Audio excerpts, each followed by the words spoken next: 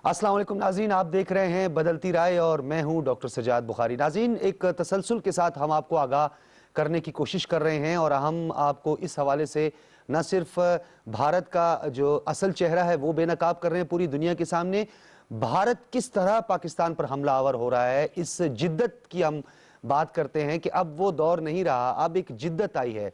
शिद्दत तो ऑलरेडी पहले से ही थी कि line of control, working boundary और जिस तरीके से आर्टिकल 370, 35A, उसके बाद दो हिस्सों में तकसीम करना, लेफ्टिनेंट गवर्नर्स तैनात करना और एक डोमिसाइल्स की पॉलिसी और हिंदुओं को वहाँ पे बसाना और जिस तरह अफगानिस्तान के ज़रिए पाकिस्तान में दहशतगर्दी करवाना, ये तो शिद्दत का जो एलिमेंट है उसकी हम बात करते हैं। लेकिन जो जिद्दत आई है जिसमें डिसइंफो लैब ने इंकशाफ किया, पिछले दिनों में 10 से ज़ायद गैर सरकारी जो तंजीमें हैं UN की, उनका भी बराह रास्त कंट्रोल जो है ये भारत के पास है और भारत इनको मुख्तलिफ फोरम्स पे पाकिस्तान के खिलाफ इस्तेमाल करता है और मुख्तलिफ फोरम्स पर ये पाकिस्तान के खिलाफ प्रोपेगंडा करता है, जिसको हम लॉबिंग भी कहते हैं। दूसरी जानिब 119 ममालिक में पाकिस्तान के खिलाफ 750 फैक मीडिया आउटलेट्स के ज़रिए और चीन का जो ख़ास तौर पर पाकिस्तान के साथ एक गहरा दोस्ताना एक ताल्लुक है और ख़ास तौर पर एक रीजनल कनेक्टिविटी के साथ जिस तरह हम आगे बढ़ रहे हैं, उसको सबूताज करने के लिए ये मनफी प्रोपेगंडे का इस्तेमाल किया जा रहा है। पहले ये बात करते थे कि पाकिस्तान हमारे मुखालिफ बात करता है, पाकिस्तान के साथ हमारी रिवायती हट दर्मी है, लेकिन अब हम ये नहीं कह रहे। ये बात कर रहा है बैनुल अक़वामी मीडिया, ये बात कर रहा है डिसइंफो लैब, ये बात कर रहा है बरतानिया, जहाँ पे हमने कल भी आपको बताया कि किस तरह भारतीय मीडिया पर पाबंदी लगाई गई और किस तरह उनके चैनल को जो है ना 20,000 पाउंड का जुर्माना किया गया। इसी तरह अगर हम बात करें तो 5th जनरेशन वारफेयर और हाइब्रिड वार के ज़रिए पाकिस्तान में दहशतगर्दी, इंतहा पसंदी, डिवाइड करना, नफ़रतों को फैलाना, कौम परस्ती को जो है ना उसको तक़वियत देना भारत ने अपने एजेंडे में शामिल किया है। किस तरह हमारी पूरी दुनिया में पश्तून, बलोच और सिंधियों को एहतजाज पर मजबूर करना, उनके लिए राहें हमवार करना और एक प्री प्लान, जैसे आपको याद होगा जिनीवा कन्वेंशन में जिस तरह जो उनकी टैक्सियां हैं उसके ऊपर बाकायदा तौर पर बैनर लगा के पाकिस्तान के खिलाफ प्रोपेगंडा किया। डिसइंफो लैब और जाली मीडिया आउटलेट्स की कुछ तफसीलात हम आपके सामने आज रखेंगे, उस पर हम बात करेंगे और पाकिस्तान इस हवाले से बैनुल अक़वामी मीडिया को, बैनुल अक़वामी सतह पर इस मामले को डिप्लोमेटिक वे पर, यानी सिफारती जो तरीक़ाकार है, जो सिफारती आदाब है, उसको मद्देनज़र रखते कहाँ कहाँ इस फोरम पे इसको बात करेगा। पहले आपको एक छोटी सी रिपोर्ट दिखाते हैं, उसके बाद अपने मेहमानों का तारुफ करवाएंगे। India, real or fake? As if Kashmir was not enough for India to be ridiculed in the world community, the state takes yet another blow. India has always been in the front row when it comes to accusing Pakistan of creating false propaganda. Indian news channels have been seen blaming Pakistani intelligence agencies for spreading false news regarding matters like Kashmir. But now, the tables have turned. An investigation carried out by the EU Disinfo Lab has cracked open a nexus of dormant companies and fake media outlets promoting India's diplomatic interests. The investigation listed 265 media outlets working in 65 countries to promote Indian agendas, mainly against Pakistan. जी नाज़रीन, ये बैनुल अक़वामी media कह रहा है, ये हम नहीं कह रहे, बल्कि ये डिसइंफो लैब की जो मुकम्मल सफ़ात अगर आप उसके पढ़ें तो उसमें आपके लिए बहुत ज़्यादा तफसीलात हैं। किस तरह मरे हुए लोगों को दोबारा से ज़िंदा किया गया, किस तरह जाली एनजीओज़ का सहारा लिया गया, किस तरह लोगों को पाकिस्तान के खिलाफ उकसाने की कोशिश की गई, सी पैक को सबूताज करने के लिए चाइना से जो है वो दूरियां पैदा करने के लिए मुख्तलिफ मनफी हथकंडों का इस्तेमाल किया गया। मेहमानों का तारुफ करवाएं और उसके बाद गुफ्तगू के सिलसिले को आगे बढ़ाएंगे। नासिर असगर गिल साहब हमारे साथ मौजूद हैं, हमेशा की तरह हरदिल अजीज़ सीनियर एनालिस्ट हैं, बहुत शुक्रिया नासिर असगर गिल साहब। और आज हमारे साथ मौजूद हैं air vice marshal retired Ejaz Malik साहब, आप भी किसी तारुफ के मोहताज नहीं हैं, बैनुल अक़वामी उमूर और दिफाई उमूर पर आपकी गहरी नज़र है और आप इस हवाले से बहुत ज़्यादा मालूमात रखते हैं और ये डिसइंफो लैब के हवाले से भी आज हम एवीएम साहब से इस हवाले से बात करेंगे। आपसे गुफ्तगू का आगाज़ करते हैं एवीएम साहब, फिर मैं गिल साहब की तरफ भी जाऊँगा। ये बताइएगा कि डिसइंफो लैब की बात करें, यूरोपीय यूनियन की बात करें, अक़वामे और सॉरी प्रोड्यूसर साहब बता रहे हैं, डॉक्टर मोहम्मद खान साहब भी हमारे साथ स्काइप पर मौजूद हैं, आप बैनुल अक़वामी उमूर के माहिर हैं। डॉक्टर साहब आपका भी बहुत शुक्रिया, आप हमारे प्रोग्राम का हिस्सा बने। बहुत शुक्रिया बुखारी साहब। بہت شکریہ. AVM صاحب فرمائیے گا کہ پہلے تو بھارت کہہ رہا تھا کہ ہماری ایک ٹپیکل ٹریڈیشنل ایک روایتی پاکستان جو ہے وہ ہمارے سے دشمنی کرتا ہے. لائن آف کنٹرول کی بات کریں, ورکنگ باؤنڈری کی بات کریں, مقبوضہ وادی کو 2 حصوں میں تقسیم کرنا, وہاں پر مظالم ڈھانا, یہ تمام چیزیں اپنی جگہ پر.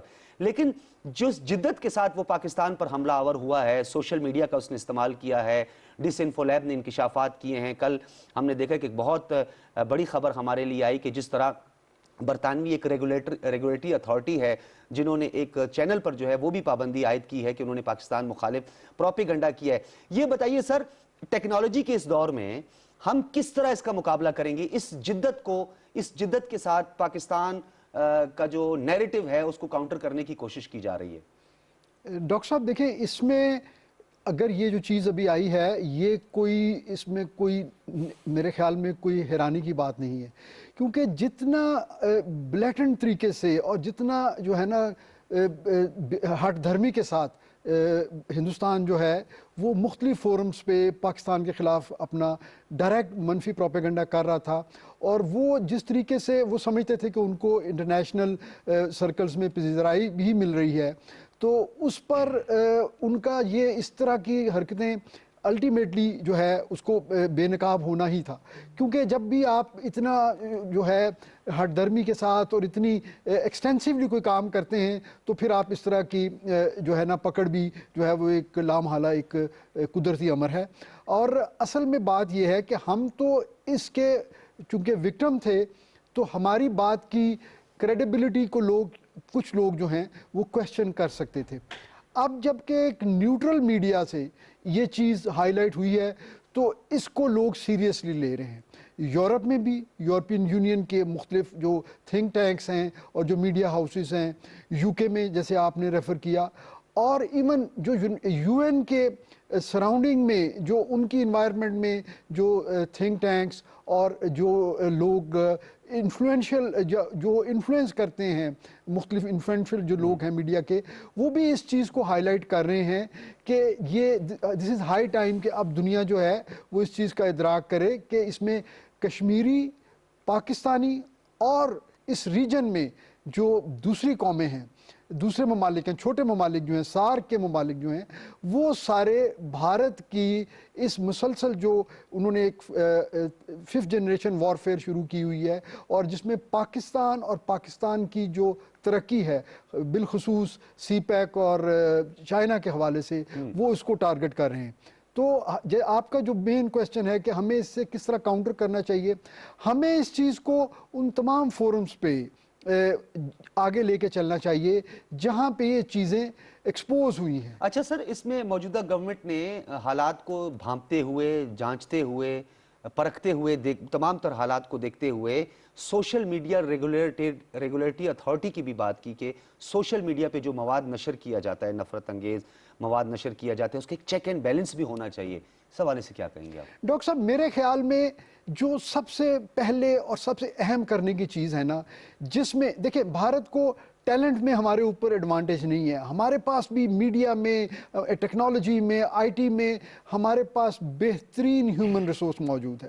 جو چیز میں جو سمجھتا ہوں اور میرا یہ کنسیڈرڈ اوپینین ہے, جس چیز میں بھارت کو ایڈوانٹیج ہے وہ یہ ہے کہ انہوں نے اپنے مین سٹریم میڈیا کو اور ایون کسی حد تک سوشل میڈیا کو بھی انہوں نے اپنے نیریٹو میں سٹیک ہولڈر بنایا اور اپنے ساتھ میں لایا ہوا ہے. جبکہ اس کے برعکس آپ دیکھیں کہ انفارچونیٹلی ہمارا مین سٹریم میڈیا بھی, جس کے اوپر اگرچہ پیمرا کی صورت میں اور دوسرے جو ہے نا ریگولیشنز کی وجہ سے ایک بظاہر کنٹرول تو ہے, لیکن وہ بھی اسٹیٹ کا نیریٹو لے کے نہیں چلتے.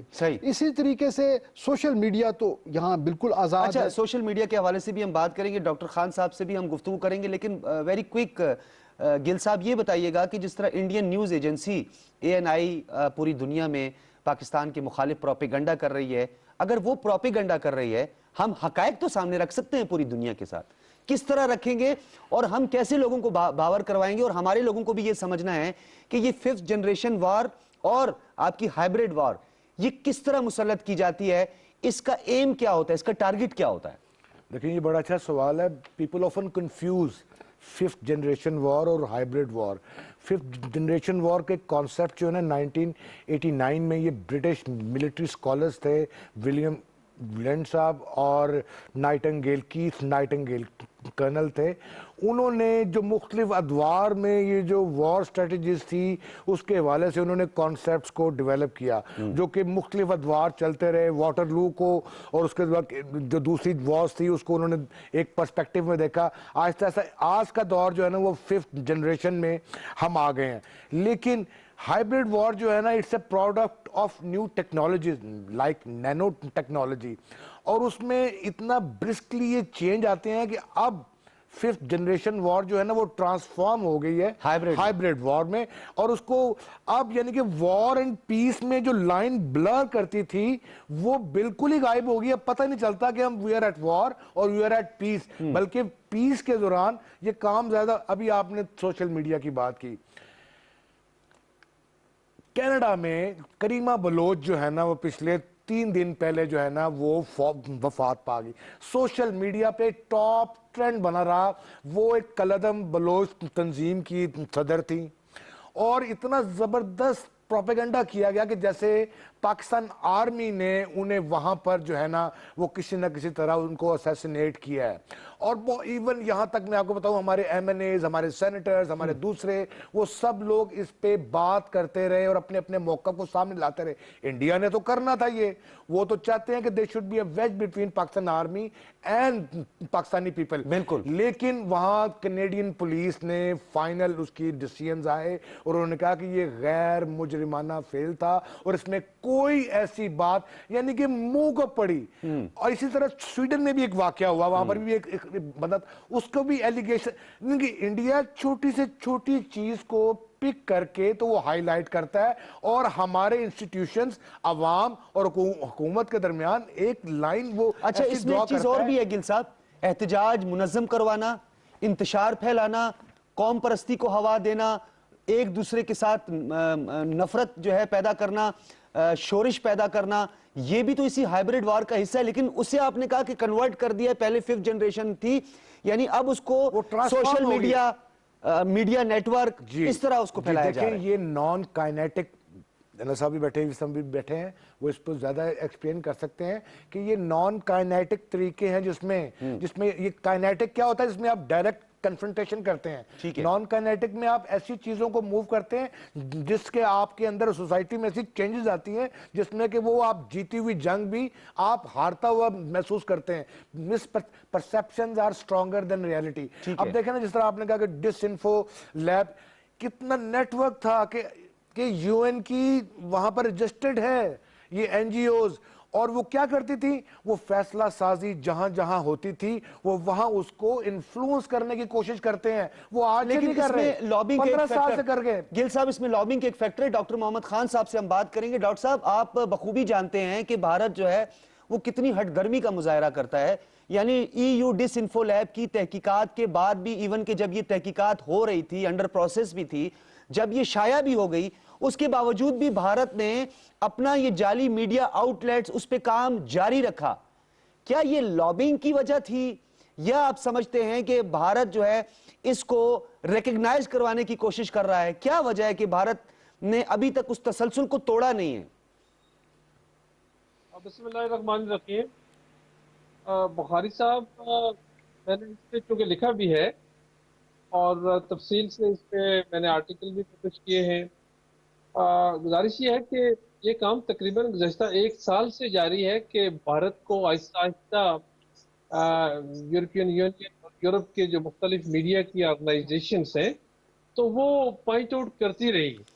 یہ پہلی بار ہے کہ انہوں نے کھل کے تحریری طور پہ ایک بڑی تفصیلی رپورٹ شائع کی جس میں ہندوستان کے اس نیٹ ورک کو, جو میڈیا آؤٹ لیٹ ہے, اس کو بڑی طور پہ واضح کر دیا گیا, اور ساتھ ساتھ یہ بتایا گیا کہ اس نیٹ ورک کے 119 ممالک میں جو کنیکشنز ہیں, اور سب کے سب کا مقصد یہ تھا کہ پاکستان کو کس طرح بدنام کیا جائے, ڈی فیم کیا جائے, اور خاص کر کے جو کشمیر کی ایک سٹرگل ہے, جو لیجیٹیمیٹ سٹرگل ہے, یو این مینڈیٹڈ سٹرگل ہے, اس کو بدنام کیا جائے. اس کے ساتھ ساتھ جیسے آپ نے اپنے انٹروڈکشن میں فرمایا کہ بلوچستان کے کچھ بٹریڈ نوجوانوں کو لے کے، سندھ کے کچھ بٹریڈ نوجوانوں کو لے کے، یا پھر ملک کے جو وہ لوگ جو کہیں کسی کام کے نہیں تھے، تو ان نوجوانوں کو لے کے جو یورپ میں یا مختلف جگہوں میں آباد ہیں اس وقت، تو پاکستان کے خلاف ایک ڈیفیمیشن کمپین کا آغاز کیا اور دنیا کو یہ باور کرانے کی کوشش کی کہ پاکستان کے تمام ایکٹس اور ایکشن جو ہے تو وہ غلط ہیں، اور ہندوستان جو کچھ اپنا جھوٹ بول رہا ہے وہ صحیح ہے۔ اب میں گزارش یہ کروں، آپ نے چونکہ پرٹیننٹ سوال کیا کہ اس کے باوجود کہ یہ ساری چیزیں آئیڈینٹیفائی ہوگی، جو ای یو ڈس انفارمیشن لیب نے سب کچھ بتا بھی دیا، لیکن ہندوستان اس پہ ڈٹا ہوا ہے۔ گزارش یہ ہے کہ ہندوستان بالکل ڈٹا ہوا ہے۔ اس کی وجہ یہ ہے کہ ہندوستان کے 4 بڑی جگہوں پہ کنیکشنز ہیں انٹرنیشنل لیول پہ، اور وہ 4 جگہ میں آپ کو آئیڈینٹیفائی کر دوں۔ سب سے پہلے تو میڈیا ہے۔ انٹرنیشنل میڈیا میں ہندوستان کا ایک بہت بڑی انویسٹمنٹ ہوئی ہے۔ اس کے ساتھ ساتھ انٹرنیشنل فائنینشیل انسٹیٹیوشنز اور خاص کر کے ان سے کنیکٹڈ جو این جی اوز ہیں، وہاں ہندوستان نے جو ہیومن رائٹس کے بارے میں so called N G Os عام نہاد، تو وہاں پہ ہندوستان نے اپنا ایک بہت بڑا نیٹ ورک بنایا ہوا ہے۔ پھر میں آپ کو بتاؤں کہ جو مختلف یونیورسٹیز ہیں انٹرنیشنل لیول پہ، جو اکیڈمک انسٹیٹیوشنز ہیں اور تھنک ٹینکس ہیں، وہاں بڑا اپنا انفلوئنس رکھا ہوا ہے۔ اور اس کے ساتھ ساتھ میں آپ کو ایک اور چیز بتاؤں کہ جو ہندوستان کے لوگ مختلف جگہوں پہ جاب سیکر کے طور پہ جاتے ہیں، وہ الٹیمیٹلی ان جگہوں پہ انفلوئنس پیدا کرتے ہیں، اور انفلوئنس پیدا کر کے وہاں کے جو گورنمنٹ سرکلز ہیں ان کو انفلوئنس کرتے ہیں۔ اور ان میں سب سے اہم چیز یہ ہے کہ یہ جو جسٹ کاز ہے کشمیریوں کی، اور پاکستان کا ایک جو بہت بڑا انٹرنیشنل لیول پہ رول رہا ہے ٹیررزم کے خلاف، جس کو پوری دنیا مانتی ہے، اور اس کو ہندوستان کوشش کرتا ہے کہ اس کو انڈرمائن بھی کرے اور ڈیفیم بھی کرے۔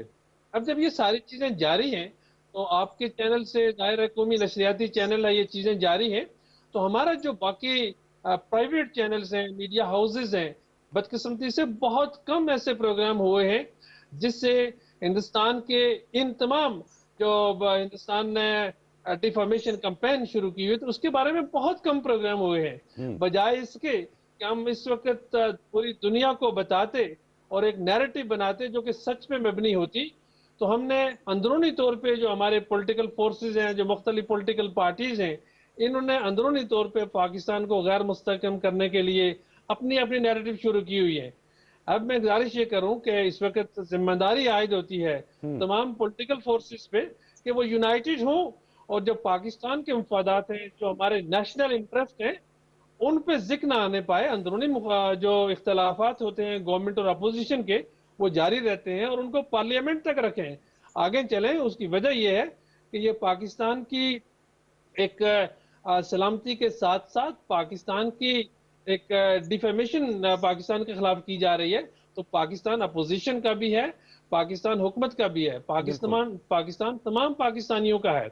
اب ہندوستان جو اگلا سٹیپ لے رہا ہے وہ میں آپ کو بتاؤں کہ وہ نئے لوگ بھرتی کر رہا ہے اس ڈیفیمیشن کمپین میں، اس نئے میڈیا آؤٹ لیٹ میں، اور جو پرانے لوگ ہیں جیسے کریمہ بلوچ کے بارے میں کہا گیا، تو میں تو اس چیز کا بھی ایک سمجھتا ہوں کہ ادراک رکھتا ہوں کہ شاید ہندوستان کی جو انٹیلیجنس ایجنسی راہ ہے، تو وہ پرانے لوگ جو آئیڈینٹیفائی ہو چکے ہیں ان کو شاید وہ رفتہ رفتہ ایلیمینیٹ کرے، اور نئے لوگوں کی انرولمنٹ جو کہ ساتھ ساتھ جاری رہے گی۔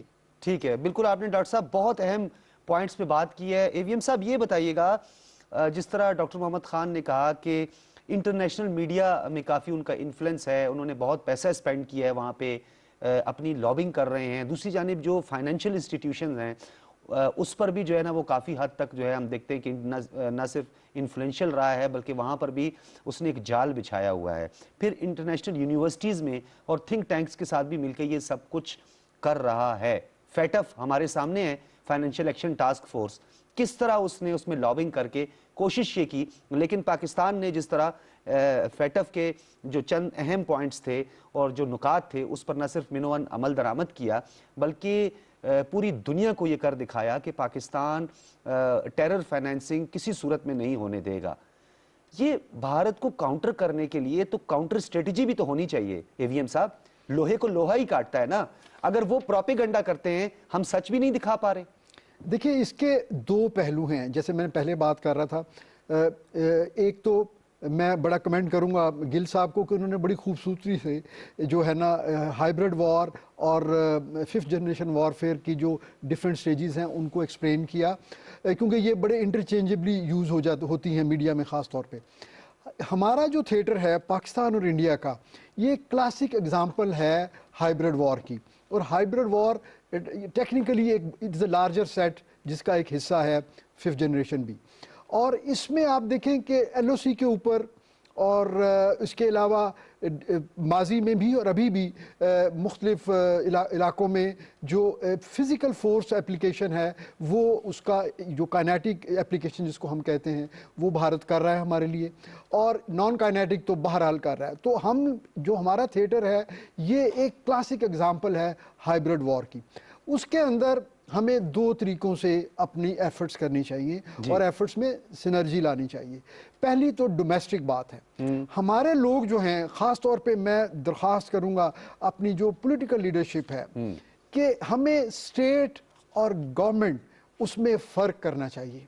हम जब गवर्नमेंट की मुखालफत करते हैं, गवर्नमेंट पे तनकीद करते हैं, जो कि हर एक महज़ब माशरे में, जमहूरी माशरे में एक राइट है, वहां अपने नेशनल नैरेटिव को भी कॉम्प्रोमाइज कर रहे होते हैं। वहां पे हम लोग वो जो फाइन थिन लाइन है कि स्टेट क्या है हम उसको भूल जाते हैं, और हम ना चाहते हुए भी अपने पब्लिक एड्रेसेस में आजकल जो जलसों में जो नैरेटिव चल रहा है, फॉर एग्जांपल अपोजिशन की तरफ से, वो बरमला जिन चीज़ों का इजहार कर रहे हैं वो अपने तौर पे तो शायद वो गवर्नमेंट को टारगेट कर रहे होते हैं, लेकिन दरअसल वो स्टेट ऑफ पाकिस्तान को चैलेंज कर रहे हैं।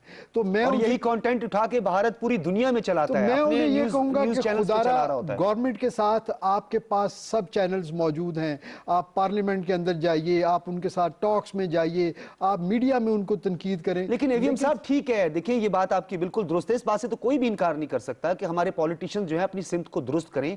गवर्नमेंट और स्टेट इन दोनों को जरा अलग-अलग देखें, और स्टेट के क्या क्या मफादात होते हैं। पूरी दुनिया अपने और स्टेट के इंटरेस्ट पे काम करती है, लेकिन मेरा सवाल फिर भी वहीं पे है लेकिन कि हम बैनुल अक़वामी सतह पे किस तरह करें, देखिए सुफरा को मुतहर्रिक करें, हम लॉबिंग किस तरह करें, हमारा तरीकाकार क्या होना चाहिए? देखिए जी, ये चीजें ऐसी हैं जिसके अंदर इनफॉर्मल चैनल्स ज्यादा बेहतर काम करते हैं। फॉर एग्जांपल मैं आपको बताऊं कि आज से कुछ 10 साल पहले जो वहाँ स्टेट डिपार्टमेंट में यूनाइटेड स्टेट्स में जो अंडर सेक्रेटरी इंडिया, पाकिस्तान और अफगानिस्तान के अफेयर्स को डील कर रही थी, she was an Indian origin lady.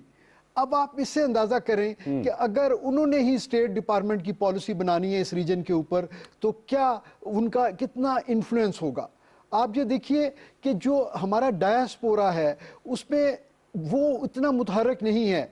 मतलब ये एक हमारी कौम के एक अलमिया है कि ये एक वाहिद कौम है कि जिसकी पॉलिटिकल पार्टीज के बिरूने मुल्क जो है ना उनके चैप्टर्स जो हैं वो बड़ा काम कर रहे हैं। आप यूके में जाएं, वहाँ पे आपको मुस्लिम लीग और पाकिस्तान पीपल्स पार्टी और उसका जो है ना यूके चैप्टर मिल जाएगा। ये किसी और मुल्क में नहीं देखा मैंने कि जहाँ पे वो अपनी डोमेस्टिक पॉलिटिक्स को वो जो है ना वो दूसरे मुल्क के ऐवानों में जाके लड़ रहे हों। हमें ज़रूरत है कि अपने डायस्पोरा को भी, क्योंकि वहाँ पे बड़े अच्छे पाकिस्तानी हैं जो कि हमारे लिए इनफॉर्मली वैसे एवीएम साहब, मैं माजरत के साथ आपको याद होगा कि हमने मुख्तलिफ पार्लियामेंटेरियंस के वफूद भी भेजे, पूरी दुनिया में भेजे कि वो जाके पाकिस्तान के लिए लॉबिंग करें।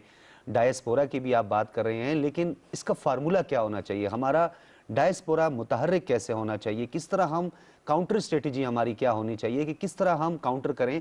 भारत जिस तरीके से एक फेक न्यूज़ के ज़रिए, जाली मीडिया आउटलेट्स के ज़रिए पाकिस्तान को बदनाम कर रहा है, कुछ और तजावीज़ भी आज प्रोग्राम का हिस्सा होंगी। यहाँ लेते हैं एक छोटा सा ब्रेक के बाद दोबारा हाजिर होंगे।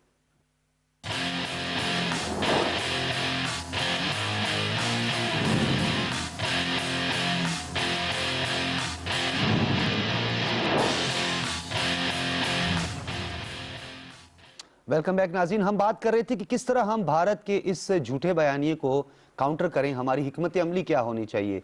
वाया हम कोई इनवॉइस बुलाएं उनके साथ, या हम अपने सुफरा पर मुश्तमिल جو ہے وفود بنا کے بھیجیں پوری دنیا، یا ہمارے سفراء وہاں پہ زیادہ متحرک ہوں، میڈیا کے ساتھ اس کا انٹریکشن ہونا چاہیے، کیونکہ کوئی بھی ڈیولپمنٹ ہوتی ہے اگر ہم بات کریں تو دنیا نے ہمارا ساتھ دیا ہے اور دنیا نے بھارت کو کئی موقعوں پر ایکسپوز کیا ہے. بہت لمبی تفصیلات ہیں، پروگرام کا وقت بہت کم ہے ورنہ میں آپ کو تمام تر تفصیلات بتاتا. جس طرح ایویم صاحب، گل صاحب بتا رہے تھے کہ ہمارا ڈائسپورا جو ہے اسے ہم نے متحرک کرنے کی ضرورت ہے، وہ زیادہ سے زیادہ یہاں پہ کام کرے. آپ نہیں سمجھتے کہ ہمارا ایک ایشو یہ بھی ہے کہ ہم فالو اپ اس طرح پراپر نہیں کرتے؟ جس طرح آپ دیکھیں ڈس انفو لیب نے، ای یو ڈس انفو لیب، یعنی پورا یورپ، ہم یورپی یونین کی اس ٹائم پہ بات کر رہے ہیں، یعنی پورا یورپ جو ہے اس کو سمجھ آ گئی ہے کہ بھارت کیا کر رہا ہے. پھر برطانیہ نے، آپ جس طریقے سے دیکھیں برٹش میڈیا ریگولیٹرز نے جس طرح 20,000 پاؤنڈ کا جس طرح جرمانہ کیا، اسی طرح اس سے پہلے اقوام متحدہ کی جو سیکیورٹی کونسل ہے اس میں قراردادیں آئیں. ایک مرتبہ پھر OIC نے جو ہے اس کا مشترکہ اعلامیہ بھی سامنے آیا. بہت لمبی چوڑی تفصیلات ہیں. اگر ہم اس کو دیکھ لیں، یورپی یونین کے وفود کی دیکھ لیں، وہ وفود بھی آئے، انہوں نے بھی کہا کہ بھارت مظالم ڈھا رہا ہے. شدید تشویش کا اظہار کیا اقوام متحدہ کے سیکریٹری جنرل نے بھی. فالو اپ کا ایشو ہے یا ایشو کیا ہے؟ دیکھیں اس میں تو کوئی دو رائے نہیں ہے، جیسے AVM صاحب نے بھی کہا اور ہمارے دوسرے ساتھی اسپیکر بھی یہی کہہ رہے ہیں، ڈاکٹر محمد خان صاحب بھی یہی فرما رہے تھے کہ دیکھیں we need to react quickly, تاکہ ہم جو ہے نا اپنے آپ کو ری گروپ کریں ایٹ ہوم ڈومیسٹکلی، اور جو ہمارا ڈائسپورا ہے، جو باہر لوگ ہیں، they seems to be a disconnect between people living abroad and the people living in Pakistan. گو اس میں بہت سارے لنکس ہیں، لیکن اب جو موجودہ حکومت ہے وہ تھوڑا اس پہ کام کر رہی ہے اور ان کو قریب لا رہی ہے. الیکشن میں پارٹیسپیشن ہو، پولیٹیکل پروسیس کے اندر لے کے آیا جائے، اور بہت ساری باتیں. ابھی ڈیجیٹل اکاؤنٹ کا سلسلہ شروع کیا ہے پاکستان میں، تو یہ ان کو آن بورڈ لینے والی بات ہے. تو یہ بہت ہمیں ری گروپ کرنا پڑے گا، ہمیں اپنے بچوں کو ٹریننگ دینی پڑے گی، وہاں جا کے کس طرح وہ بیہیو کریں، کس طرح اپنے آپ کو آرگنائز کریں، اور اپنی آنکھوں کو کھلا رکھیں کہ آپ ایسی کمیونٹی میں رہ رہے ہیں کہ جہاں پر ہر طرف ایک انسیڈیس ڈیزائن ہے جو کہ کسی بھی وقت آپ کو کیونکہ یہ ایسی وارفیئر ہے کہ جس کا جو اتنی خاموشی سے یہ سنیک ان کرتی ہے کہ آپ کو اندازہ ہی نہیں ہوتا، اور پتہ آپ کو تب لگتا ہے جب ایک بہت بڑا ڈیمیج ہو گیا. دیکھیں جس طرح بات کی پہلے بھی کہ ایک طرف فائنینشیل انسٹیٹیوشنز ہیں، ایک طرف آپ کے پولیٹیکل انسٹیٹیوشنز ہیں. ہاں انٹرنیشنل میڈیا سے ہمیں سپورٹ ملی ہے. آج جو آواز برطانیہ سے آئی ہے، کل کینیڈا سے آئی ہے، سویڈن سے آئی ہے، جنیوا کی ایک ہیومن رائٹ کمپنی جو ہے نا وہ جا رہی ہے لا سوٹ فائل کرنے کے لیے انڈیا کے خلاف، کیونکہ آن ہیومن بیسس کہ what the heck وہ یہ کیا کر رہے ہیں.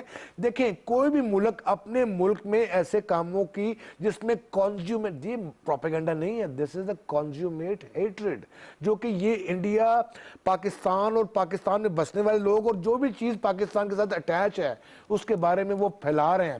تو وہ ایکسپوز بھی ہو رہے ہیں. جس طرح یہ انفو لیب کا بارہ ہے، کتنے چینلز ہیں، کیسا انہوں نے سٹرکچر بنایا ہوا ہے. یعنی کہ جو فیصلہ سازی چاہے وہ فائنینشیل انسٹیٹیوشنز میں ہوتی ہے، یا وہ پولیٹیکل انسٹیٹیوشنز میں ہوتی ہے، یا وہ انٹرنیشنل ہیومن انسٹیٹیوشنز میں ہوتی ہے، وہاں سب اس پہ انفلوئنس کرتے ہیں اور اس کو استعمال کرتے ہیں اپنی فیور کے لیے. پاکستان نے یہ جو بہترین جو ٹائمنگ اس کی بہت اچھی ہے، یہ جو ڈاکیومنٹڈ پاکستان نے ڈوزیئر دیا ہے، مجھے امید اتنی نہیں ہے کہ انٹرنیشنل پولیٹیکل سپورٹ ہمیں ملے گی، لیکن ہم نے پوری دنیا کو یہ باور کرایا ہے کہ اگر بھارت نے اسی طرح بہانہ بنا کے کوئی سٹیج ایونٹ سٹیج کر کے اس کا پھر ہمارے اوپر یلغار کی تو ہم اس کو جواب دیں گے، جیسے پلوامہ کے بعد ہم نے دیا تھا. اور ہم نے ہر ایک کو باور کرایا. جب گوٹرس کو ہمارے منیر اکرم نے ڈوزیئر دیا تو انہوں نے ساتھ یہ بالکل پرائم منسٹر بھی کہہ چکا ہے، آرمی چیف بھی یہ کہہ رہا ہے، ہمارا فارن منسٹر بھی یہ کہہ رہا ہے. تو ہم یہ جو ہے نا ہماری یہ فوٹنگ یہ سالڈ ہے کہ اگر if you will hit we will hit back, we will not wait. اور ایک نیوکلیر فلیش پوائنٹ ہے کشمیر. اگر آپ نے یہاں آگے آپ آئیں تحقیقات کریں، UN کیوں نہیں کرتا؟ اس کی اپنی 2018-2019 کی رپورٹس ہے، اس کی جینوسائیڈ واچ کی رپورٹ ہے، ایمنسٹی انٹرنیشنل کی ہے. تو کیوں نہیں وہ انڈیا جو کہ UN کی گاڑی کو فائر کرتا ہے، وہ انڈیا جو کہ پہلے بھی کیا اس نے، یہ پہلی دفعہ نہیں ہے، UN کے مبصرین کو آنے نہیں دیتا، دفاعی اتاشیوں کو نہیں آنے دیتا. آپ یہ دیکھیں کہ ایسے انڈیا کو اس کو کتنی سپورٹ ہے. اس نے اپنا نیٹ، یہ اس کی وجہ ہے کہ اس نے perceptions are stronger than reality. उसने fake news को बेस बना के ऐसा perception खड़ा किया हुआ है, हमने इसको dismantle करना है, हमने इसको hit करना है सेंटर से। और वैसे दुनिया जाग गई है, अब लिखा भी जा रहा है और आवाजें उठ रही हैं। वैसे गिल साहब सॉरी, ये एक बात जो आपने की मैं इसको आगे भी बढ़ाऊंगा और डॉक्टर मोहम्मद खान साहब से यही बात पूछूंगा कि दुनिया जाग गई है, कहीं पे बाज़मीर दुनिया की बात की जाती है, कहीं बेज़मीर दुनिया की बात की जाती है, हम हमेशा मफादात की दुनिया की बात करते हैं। ये बताइए सर, इराक में डॉक्टर मोहम्मद खान साहब जो कुछ होता रहा, न्यूक्लियर वेपन्स की बातें की, कीमियाई हथियारों की बात की गई, उसके बाद अफगानिस्तान के अंदर जो कुछ हुआ, फिर लीबिया, शाम, ट्यूनिस, अलजायर, ये पूरा का पूरा रीजन जिस तरीके से इस पे हमला आवर हुए, IAEA की रिपोर्ट सामने आने के बावजूद भी ये सब कुछ होता रहा, बैनुल अक़वामी मीडिया बोलता रहा, अल जज़ीरा बोलता रहा, न्यूयॉर्क टाइम, वाशिंगटन पोस्ट, सब ने लिखा, पूरे इस पे टॉक शोज होते रहे, लेकिन कोई टस से मस नहीं हुआ। तो क्या इतना ही काफी है कि बैनुल अक़वामी मीडिया हमारे हक में सिर्फ बोले, यही काफी है या एक कंटिन्यूटी की जरूरत है?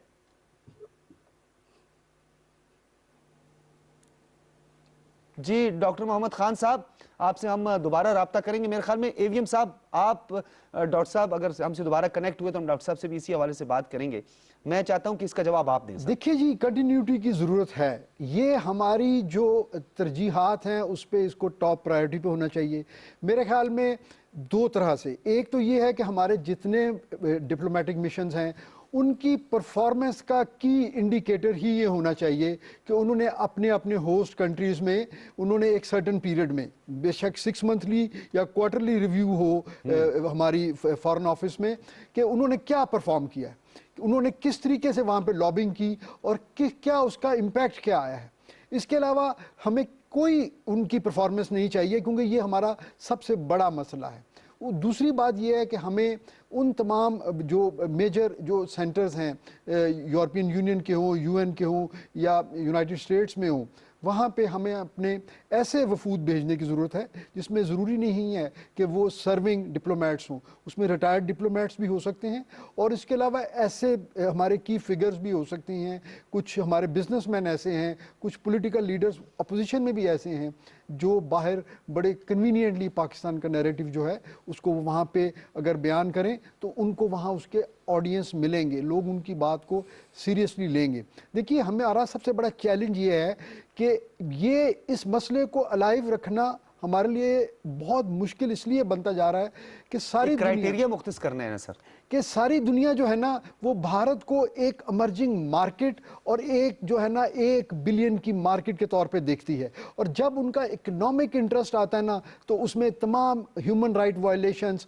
उसमें तमाम वो जो इंसानी इक़दार और वो सारी चीज़ें जिनके चार्टर्ड का ढंढोरा पीटा जाता है जिनीवा से या UN की लॉबीज से, वो सारी चीज़ें जो है ना वो पसे पुश डाल के वो भारत के साथ जो है ना वो हाउडी मूडी हो रहा होता है। वो इसलिए कि वो सिर्फ अपने लेकिन यहाँ पे एक बात आपने जो किया, आपकी बात से कोई इनकार नहीं किया जा सकता।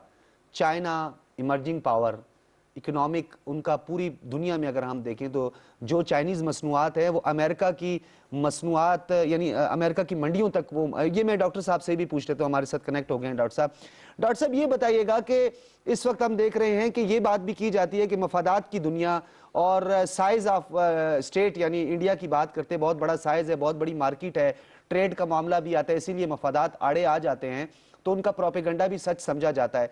चाइना की अगर हम बात करें, आप देख लेंगे किस तरह अमेरिकन मंडियों में, यूरोपीय मंडियों में जो है चाइनीज मसनूआत नजर आती हैं, आपको हर जगह पे नजर आती है, एक बहुत बड़ा कंट्री, लेकिन उसके बावजूद भी आपने देखा कि किस तरह चाइना के खिलाफ मुनज़्ज़म प्रोपेगेंडा किया जाता है, चाइना के रास्ते में रुकावटें पैदा की जाती हैं। चाइना के लिए आपने पिछले दिनों में देखा कि किस तरह ये लद्दाख का मामला उठाया, किसने उसकी पुष्टपनाही की, एक लंबी तफसीलात है। अगर हम इसी बात पे रहें और ये कहें कि भारत एक बड़ी मंडी है इसलिए मफादात सामने आती है, हमारी सुनवाई नहीं होती, इज दैट राइट? बुखारी साहब बिल्कुल सही फरमा रहे हैं कि इस वक्त जो बड़े बड़े ममालिक हैं जिसमें यूरोप आज़ाद खुद शामिल है, अमेरिका शामिल है, तो उनके लिए हिंदुस्तान एक बहुत बड़ी मार्केट थी और मार्केट है। 3 तरह के मफादात हैं जो इन ममालिक के हिंदुस्तान के साथ वाबस्ता हैं, जिसमें पॉलिटिकल भी हैं, इकोनॉमिक्स भी हैं और स्ट्रेटेजिक भी हैं। चाइना कंटेनमेंट मेरा ख्याल है वो किसी के लिए कोई नई बात नहीं होगी। اس کے ساتھ ساتھ چونکہ بڑی طاقتیں جو ہیں، بڑے ممالک جو ہیں، تو وہ کنٹینمنٹ کے علاوہ جو ہندوستان سے ایک انٹرسٹ رکھتے ہیں، وہ ایک اکنامک انٹرسٹ ہے. اور پھر میں آپ کو بتاؤں کہ ان ساری چیزوں سے ہندوستان کوشش کرتا ہے کہ فائدہ اٹھائے، اور وہ فائدہ یوں اٹھا رہا ہے کہ مختلف ممالک سے جو ہندوستان کو رابطے ہیں، اس میں کوشش یہی کی جا رہی ہے کہ کس طرح کسی بھی طریقے سے ہندوستان کو یونائٹڈ نیشن کی سیکورٹی کونسل کی پرماننٹ ممبر میں شامل کر دیا جائے. اس کے ساتھ ساتھ ہندوستان اپنی طرف سے یہ کوشش کر رہا ہے کہ چائنا کو ڈاؤن پلے کرے یا انڈر پلے کرے یا انڈرمائن کرے، اور خود انٹرنیشنل لیول پہ ایک بڑی طاقت کے طور پہ سامنے آئے. لیکن سچ یہ ہے کہ یہ ساری چیزیں فیک نیوز پہ یا پھر جعلی جو ہندوستان کے طریقہ کار ہیں، میڈیا آؤٹ لیٹ ہے، ان چیزوں سے آگے نہیں جایا جا سکتا. اور یہ بھی اپنی جگہ حقیقت ہے کہ اگر کسی ملک کے اندر اس کی اپنی پوٹینشیل نہیں ہے تو بیرونی طاقتیں یا بڑی طاقتیں جو ہیں وہ اس ملک کو بہت زیادہ دیر تک سسٹین یا سپورٹ نہیں کر سکتی. یہ ہندوستان کی لیڈرشپ کی بہت بڑی میں سمجھتا ہوں کہ ایک مس انڈرسٹینڈنگ بھی ہے. اور آج حالات یہ ہیں کہ ہندوستان کے اندر جو اس وقت چل رہا ہے، وہ کسانوں کی موومنٹ ہے یا مختلف جو سب نیشنلسٹک موومنٹ ہے، وہ شاید آج سے پہلے اتنی سٹرانگ نہیں تھی جتنی آج ہیں. اب میں بتاؤں آپ کو کہ لداخ کی آپ نے بات کی، لداخ میں جس طرح چائنیز فورسز نے، چائنا کی آرمی نے ہندوستان کی جو آرمی ہے، جس کو ان کے جو چیف آف ڈیفنس سٹاف ہیں وہ سمجھتے تھے کہ شاید آسمان سے اتری ہوئی فوج ہے، تو جس طرح سے ان کو بری طرح پسپائی کا سامنا کرنا پڑا. تو میں جنرل جوشی کی بات آپ کو بتاتا ہوں جو کہ ہندوستان کے ایک میجر جنرل ریٹائر ہیں، تو انہوں نے کہا کہ اس آرمی کو، جو ہندوستان کی آرمی اس وقت ہے، تو وہ تو شرمندگی سے گزر رہی ہے. اور خاص کر کے جیسے ان کے لوگ مارے گئے، جو 100 کے 150 کے قریب مارے گئے، 50 تو انہوں نے دکھائے لیکن 150 کے قریب مارے گئے. لیکن ان ساری چیزوں کے باوجود ہندوستان کی جو موجودہ گورنمنٹ ہے، جو آر ایس ایس بیکڈ ہے یا آر ایس ایس بیسڈ ہے، تو وہ دنیا کے لیے خطرہ بنتی جا رہی ہے. اب میں آپ سے کہوں کہ یہ جو ڈس انفارمیشن لیب ہے، یہ کیوں یورپ نے، یورپین یونین نے، یہ برسل سے ریلیز ہوئی ہے یہ ساری رپورٹ، اس لیے کہ برسلز میں یا یورپ کے جتنے ممالک ہیں وہاں ہندوستان نے اس جو وہاں کی جو سول پاپولیشن ہے، وہاں کے جو انسٹیٹیوشنز ہیں، ان کو پولیوٹ کرنا شروع کر دیا تھا. اور یورپین سوسائٹی بلیو کرتی ہے فیئر پلے پہ، اور ہندوستان کا جتنا بھی سارا انویسٹمنٹ تھی، دار و مدار تھا، نیریٹیوز تھی، یہ ایک فاؤل پلے میں تھا. اب فاؤل پلے اور فیئر پلے میں بڑا فرق ہے. بالکل اب ہندوستان ڈاکٹر کے لیے میں صاحب، سمجھتا ڈاکٹر ہوں کہ محمد خان یورپ میں اور صاحب، امریکہ میں آپ جگہ بالکل تنگ درست ہوتی جا فرما رہی رہے ہے. ہیں. بپن راوت ہو لیکن یا اگر ہم ہمیں بات کام کریں ماضی میں سشما سوراج ہوں یا ابھی موجودہ حالات کی اگر ہم بات کریں تو راج ناتھ سنگھ سمیت امت شاہ، ان سب نے پروپیگنڈا کیا کہ جی ہم تو لداخ میں بہت آگے تک پہنچ گئے ہیں، ہم نے تو چائنیز کے ساتھ پتہ نہیں کیا کیا ہے، وہاں ایک بلٹ نہیں چلی، سبق سکھا دیا. اب ان تمام چیزوں کو ایکسپلائٹ بھی کرنے کی ضرورت ہے. ہمارے ساتھ جو کچھ ہو رہا ہے اس کو ایکسپلائٹ کرنے کی ضرورت ہے، دنیا کو بتانے کی ضرورت ہے. ایک اور بیک فائر جس کا ہم آج آپ کو بتائیں گے، کیونکہ ہمارے کانٹینٹ میں ایک چیز یہ ضرور پسپائی کا ایک ذکر اور ایک فیکٹر یہاں پہ اور ایک ضرور ہوتا ہے کہ مطلب ہم آپ کو بتائیں کہ بھارت کس طرح بیک فٹ پر گیا ہے. ایک اور بین الاقوامی سطح پر پسپائی ہوئی ہے. آپ کو یاد ہوگا ووڈا فون کمپنی تھی جس میں بھارت ایک مقدمہ ہار گیا. اسی تسلسل کو دیکھیں تو کیرن ایک کمپنی ہے، اس سے بھی ایک مقدمہ بھارت ہارا ہے. اسی حوالے سے ہمارے نمائندے نے ایک رپورٹ تیار کی ہے. پہلے آپ کو وہ رپورٹ دکھاتے ہیں، پھر اس پہ بات کریں گے.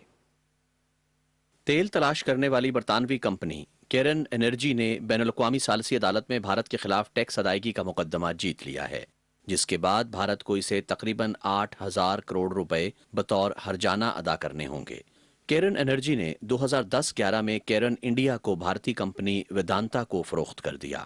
بھارتی انکم ٹیکس محکمے نے مارچ 2015 میں کیرن انرجی کو کمپنی کی تنظیم نو کی وجہ سے ہونے والے مبینہ مالی فائدے کے بدلے 10,247 کروڑ روپے ٹیکس کے طور پر جمع کرنے کا حکم دیا تھا. اس کے ساتھ ہی محکمہ انکم ٹیکس نے کمپنی کی اس وقت کی بھارتی سبسیڈری کیرن انڈیا کے تقریباً 10% شیئر ضبط کر لیے تھے. بھارت کا یہ بھی کہنا تھا کہ 2012 کے نئے ٹیکس قوانین کے تحت اس طرح کے کیس کا فیصلہ کرنے کا اختیار صرف بھارت کو ہے.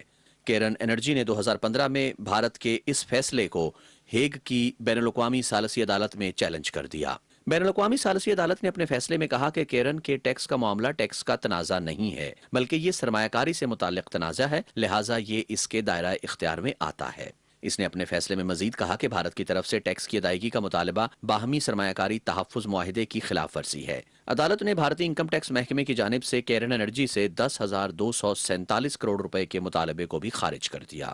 हेग की बैनुल-अक़वामी सालसी अदालत में बरतानवी तवानाई कंपनी केरन एनर्जी के खिलाफ टैक्स अदायगी से मुताल्लिक केस में शिकस्त भारत की दूसरी बड़ी शिकस्त है। इससे कबल गुज़श्ता सितंबर में भारत को एक बरतानवी मल्टीनेशनल टेलीकम्युनिकेशन कंपनी वोडाफोन के खिलाफ टैक्स अदायगी के 20,000 करोड़ रुपए से जायद के एक मामले में शिकस्त का सामना करना पड़ा था। बैनुल-अक़वामी अदालत ने भारत को हुक्म दिया था कि वो वोडाफोन कंपनी को हर्जाने के तौर पर 22,100 करोड़ रुपए अदा करे। नरेंद्र मोदी हुकूमत वोडाफोन ग्रुप के खिलाफ केस हार जाने के बाद इस पर नजरसानी के लिए अपील करने से पहले केरन के मुकदमे में बैनुल-अक़वामी अदालत के फैसले का इंतजार कर रही थी। सिंगापुर की एक अदालत ने सितंबर में वोडाफोन टैक्स केस में भारत के खिलाफ फैसला सुनाते हुए इस पर नजरसानी की अर्जी दायर करने के लिए 90 दिनों की मोहलत दी थी, जो कि 24 दिसंबर यानी आज खत्म हो रही है। मोदी हुकूमत ने गुज़श्ता माह दिल्ली हाई कोर्ट को बताया था कि उसने वोडाफोन मामले में फैसले पर नजरसानी की दरखास्त दायर करने का अभी तक कोई फैसला नहीं किया। तज्जियाकारों का कहना है कि बैनुल-अक़वामी सालसी अदालत का ये फैसला मोदी हुकूमत के लिए दोहरी मार है। ऐसे वक्त में जबकि कोरोना की वजह से भारत की इक़्तिसादी हालत अच्छी नहीं है और हुकूमत बैरूनी मुल्कों के सरमायाकारों को राग़िब करने के लिए मुताद्दिद मुराद का ऐलान कर रही है, हेग की अदालत के फैसले से गैर मुल्की सरमायाकारी हासिल करने की कोशिशों पर मनफी असरात मुरत्तब हो सकते हैं। जी नाज़रीन, ये था बैनुल-अक़वामी जो अदालत है उसने किस तरह भारत को पनिश किया, और ये मौजूदा हालात में जिस तरह हमारे नुमाइंदे भी बता रहे थे कि जिस तरह इकोनॉमिक क्राइसिस है दुनिया में, स्टॉक एक्सचेंज क्रैश कर गई हैं, जिस तरीके से फ्यूल रिजर्व्स की हमने सूरत हाल देखी, ऐसी हालत में कि जबकि हमारी ग्रोथ रेट जो है वो जो है ना बिल्कुल माइनस पे जा रहे हैं पूरी दुनिया में, ये एक बहुत बड़ा जो है बैकफायर है, ये एक बहुत बड़ा, और ये वो टेक्निकलिटीज़ हैं जिसको भारत समझ नहीं पाया। और सिंगापुर ने जिस फैसले की बात की उसमें भी 90 डेज का टाइम बाउंड था, वो भी खत्म हो गया। गिल साहब बताइए क्या इसका नेगेटिव इम्पैक्ट जो है? इसका वही नेगेटिव इम्पैक्ट जो आपने बात की कि इंडिया इज इकोनॉमिकली डाउन और वो सस्टेनेबिलिटी की तरफ जाने के लिए उसको फॉरेन इन्वेस्टमेंट की ज़रूरत होगी।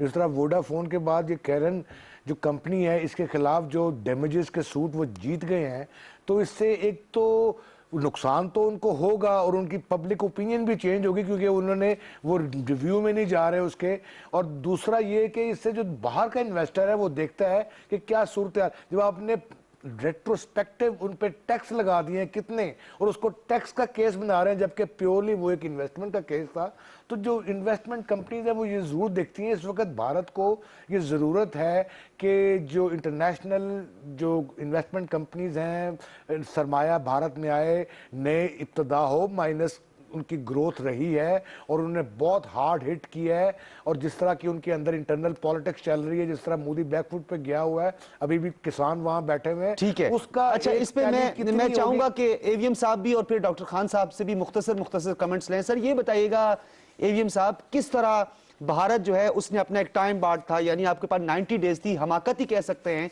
कि आप अपील में नहीं गए, एक तो वो आपको लॉस हुआ क्योंकि आप इंतजार में थे कि आप वोडा के मामले में अपील में जाएं, क्या होने वाला है? मेरा ख्याल है जी उन्होंने इसको जो है वे किया होगा कि अपील में जाने के जो अखराजात हैं और जो उसके रिक्वायरमेंट हैं और उसमें उसका कॉस्ट बेनिफिट एनालिसिस शायद उसकी वजह से उन्होंने ही नहीं किया। लेकिन अभी भी वैसे जो यूरोपियन टाइम है उसके मुताबिक तो अभी भी शायद वो 90 डेज़ का टाइम पूरा नहीं हुआ, पाकिस्तानी टाइम के मुताबिक हो गया होगा, कुछ वक्त है तो।